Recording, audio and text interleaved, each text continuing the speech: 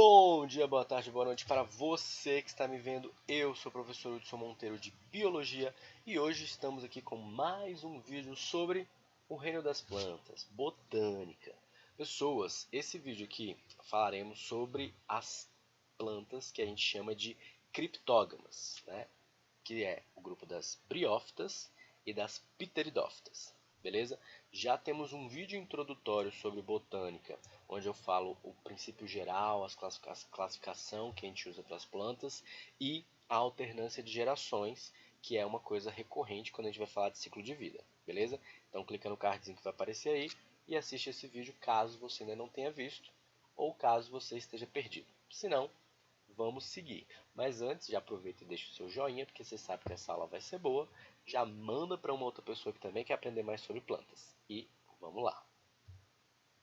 Então, como eu tinha dito, só para a gente recapitular, né, então existe essa alternância de geração nas plantas, onde ela tem duas fases de vida, a fase esporofítica e a fase gametofítica.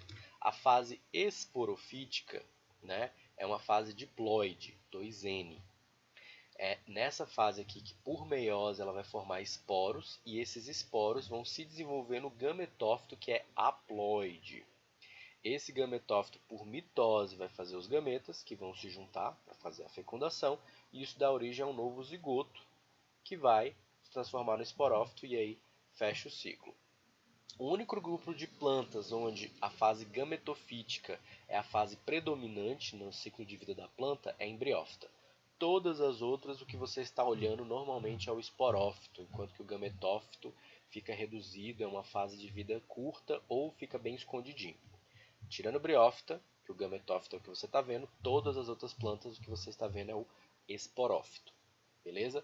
Se você está com dúvidas sobre esse tema, vai lá ver aquele vídeo que eu explico detalhadamente sobre essa alternância de gerações. Beleza? Bom, então vamos começar com as briófitas. As briófitas são plantas que a gente chama de avasculares. O que isso significa? Elas não possuem vasos condutores, elas não têm xilema e floema. O transporte de substâncias na planta é via difusão de célula a célula. Isso faz com que o tamanho das briófitas seja limitado, elas não conseguem ficar muito grandes por conta disso. Por isso que briófitas têm mais ou menos esse tamanho assim, ó, quando fica muito grande, 15, 20 centímetros. Não são plantas muito grandes. Elas dependem muito da umidade, especialmente para a fecundação, ela precisa de água para acontecer essa fecundação. E quando eu olho para a estrutura de uma briófita, ela tem o gametófito, que é essa partezinha aqui de baixo. Isso aqui tudo é o gametófito. E por não ter vasos condutores, ela não tem raiz, folha e caule, que é o que a gente pensa em plantas, a gente pensa nessas três estruturas. Ela tem coisas que funcionam um pouquinho parecido, mas que não são exatamente porque não tem o tecido condutor. No lugar de folhas, elas vai ter filóides. No lugar de um caule, ela vai ter um cauloide. No lugar de uma raiz, ela vai ter rizóides. Essa estrutura aqui vai ser responsável por, assim como a raiz, pegar os nutrientes e passar para o resto da planta. Mas, diferente da raiz, não tem vasos condutores, vai sendo célula a célula. O caule é a mesma coisa, dá sustento e transportar, porém, célula a célula, porque não tem vaso condutor. A folha vai fazer fotossíntese, porém, não tem os vasos condutores, então os produtos fotossintéticos vão ser passados célula a célula. Isso faz com que a briófita tenha um tamanho limitado. E isso tudo que a gente está falando é o gametófito, que ele é N. Beleza? Depois que rola a fecundação, aí brota o esporófito, que é essa coisinha que está aparecendo aqui. Então esse aqui é o esporófito. Então, ele tem uma haste que se apoia no gametófito e lá tem uma cápsula que vai liberar o que? Se é um esporófito, ele vai liberar os esporos, exatamente. Beleza? Então essa é a estrutura geral de uma briófita. E aí a gente pode ter briófitas aqui, né? Os antosseros, os musgos são os mais conhecidos, as hepáticas. Todas elas, ó, o gametófito é a fase principal, é a principal estrutura da planta, e o esporófito brota dali. Beleza? Então aqui nas hepáticas, né, elas têm essa folha grandona assim, parece uma folha grandona, e o gametófito brota dali. Nesse caso aqui, os gametófitos são essa parte inteira. E é a partir dele que brota o esporófito. Ok? Bom, então agora olhando para o ciclo de vida de uma briófita. Então, primeiro alguns nomes. Ó. As briófitas elas fazem reprodução sexuada, tá? Então existe troca de gametas. Elas têm o anterídeo, que é o que a gente chama de o gametófito masculino, e ele produz o anterozoide, que é o gameta masculino. Então o anterídeo produz o anterozoide, parte masculina. Arquegônio é o gametófito feminino e ele produz a osfera, que é o gameta feminino. Então, arquegônio produz a osfera. Anterozoide e osfera vão ter que se juntar na fecundação para formar um esporófito. Então, vamos começar aqui na fecundação. Ó. Então, o anterozoide ele chegou até aqui na osfera, teve essa fecundação, esse zigoto, né? Então N mais N, 2N, então esse embriãozinho aqui já é 2N. Esse embrião é o que vai dar origem ao esporófito. Então, de dentro do gametófito vai brotar esse esporófito, ó. E lá nesse esporófito, por meiose, vai acontecer a produção dos esporos. Então ele tem uma bolsinha ali que a gente chama de esporângio, que vai liberar esses esporos. Esses esporos, quando são germinados, é que vão dar origem a um gametófito que pode ser masculino ou um gametófito feminino.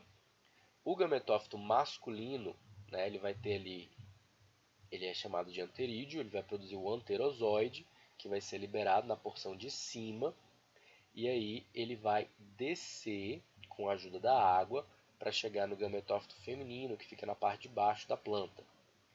E aí, com a ajuda da água, esses anterozoides vão chegar até a arquegônio e chegar até a osfera, aí acontece a fecundação e segue o ciclo. Beleza? Então, aquele ciclo de alternância de gerações, só que agora com a fase gametofítica sendo dominante. O que você está vendo aqui, a maior parte das coisas é o gametófito. O esporófito é uma fase pequena, cresce aqui, libera o esporo e pronto. Depois ele seca e morre, tá? E aí só fica o gametófito aqui presente da minha planta. Esse é o ciclo de briófitas de modo geral. Beleza? Tranquilo? Suave? Bom, vamos falar então agora das pteridófitas. As pteridófitas já são plantas vasculares, elas têm folha, caule e raiz. Daqui para frente, pteridófitas, gimnosperma e angiosperma já têm folha, caule e raiz, porque elas são vasculares. As pteridófitas, né, e a samambaia é um grande exemplo disso, ainda dependem do ambiente úmido, tá? Elas não conseguem ficar num ambiente muito seco ainda. E tem alguns grupos aqui dentro, as filícias, licopodíneas e esquisetíneas, né? Além da clássica samambaia que a gente conhece, beleza? Nas pteridófitas, né, o esporófito já é a fase dominante. Em todas as plantas que a gente vai falar daqui para frente, o esporófito já é a fase predominante, diferente das briófitas, né? Então ela já tem aqui um esporófito bem desenvolvido, que é o que você está vendo da planta é o esporófito. O gametófito ele fica ali bem reduzidinho, normalmente até debaixo da terra, beleza? A gente tem dois filos, as pteridófitas propriamente ditas e as licopodíneas. Elas têm folha, caule, raiz e tecidos condutores, xilema e floema. Xilema, que vai transportar água e sais minerais, o que a gente chama de seiva bruta. E o floema vai transportar a seiva que a gente chama de elaborada, que é os glicídios, né, os açúcares que foram produzidos e outros compostos orgânicos ali que vieram da fotossíntese. Beleza? Então aqui é só mostrando uma anatomia, né, um corte aqui para a gente ver. Então tem a região aqui de xilema e floema, beleza? Ó, xilema e floema. Xilema normalmente mais para dentro, floema mais para fora. Tanto na raiz quanto no caule, quanto na folha. Então ela já tem os tecidos com esses vasos condutores xilema e floema, coisa que a briófita não tinha. Beleza? Tá, mas como que é o ciclo de vida das pteridófitas? Vamos começar aqui pela fecundação. Então você tem a junção do anterozoide com a osfera, é o mesmo nome lá que tinha na briófita, tá? Então você tem os anterozoides juntando com a osfera, fecundação, formou aqui um zigotinho. Esse zigoto vai se desenvolver e ele é o esporófito. Só que essa estrutura aqui para onde ele se desenvolve, que é o gametófito, ele fica ali enterrado debaixo da terra, vai secando e degenerando. E a partir dele brota o esporófito, que é o que você enxerga da planta principalmente.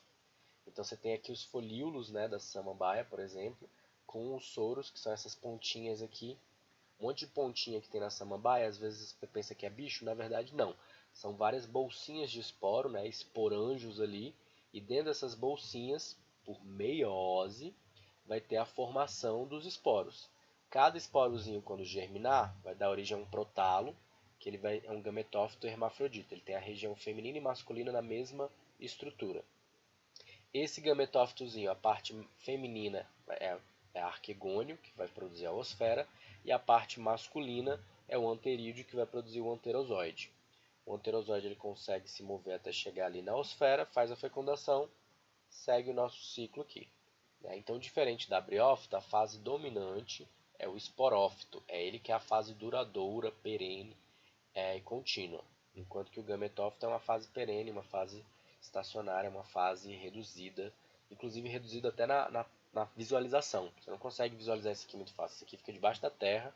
É uma fase de vida que depois que esse protalo aqui parece um coraçãozinho, ó, depois que ele desenvolve aqui e faz a fecundação, ele vai ficar ali embaixo, o esporófito brota dele, ele fica aqui debaixo da terra e vai secando. E aí o que você consegue ver é a fase esporofítica. Beleza? Então vamos só recapitular mais uma vez. Está aqui o meu esporófito, né, a planta adulta.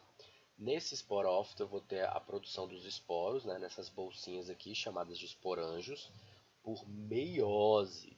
Então esse esporófito que era 2N, por meiose ele vai liberar esporos que são N, porque a meiose é um processo reducional.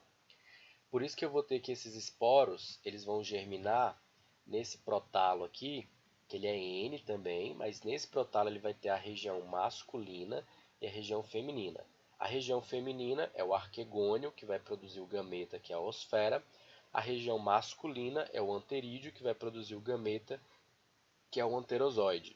Quando esse anterozoide se juntar com a oosfera, rola a fecundação e isso gera o zigoto, que agora é 2N, porque eu juntei duas células N, N mais N, 2N, ele voltou a ser diploide. E aí esse zigoto vai se desenvolver e formar o meu esporófito. E aí fechei o meu ciclo. Beleza? Não é muito complicado quando você entende nessa alternância de gerações, que a gente comentou até na aula passada e no começo dessa aula, o resto vai seguindo a partir dessa. O que vai ser mais diferente vai ser lá em gimnospermas e angiospermas, porque acontece mais alguma coisa, porque lá já tem a semente, então já tem uma outra estrutura sendo formada, além do só do zigoto, beleza?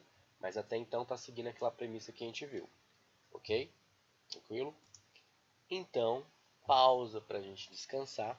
Por hoje é só. Então, como eu falei, a gente só ia falar sobre briófitas e pteridófitas. Numa outra aula, a gente fala sobre gimnospermas e angiospermas. Talvez até aulas separadas, porque é um conteúdo um pouquinho maior, porque tem alguns detalhes por conta da semente, né, que é uma outra estrutura que vai revestir ali o embrião e fazer a nutrição dele. E no caso das angiospermas ainda tem a flor, né, então tem outras estruturas que a gente vai falar em um outro momento. Então, obrigado pela atenção. Se você gostou desse vídeo, dá um joinha, ajuda aí a divulgar o canal. Por enquanto eu não estou ganhando nada com isso, simplesmente pelo prazer de ensinar. E comenta aqui embaixo o que você está achando. E é isso, pessoas. Tchau, tchau. Até a próxima.